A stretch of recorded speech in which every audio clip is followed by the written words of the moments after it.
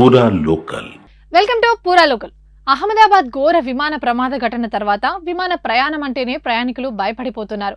దీనికి తోడు ఆ తర్వాత కూడా ఫ్లైట్లలో సాంకేతిక సమస్యలు తలెత్తడం విమానయాన శాఖను ఆందోళనకు గురిచేసింది.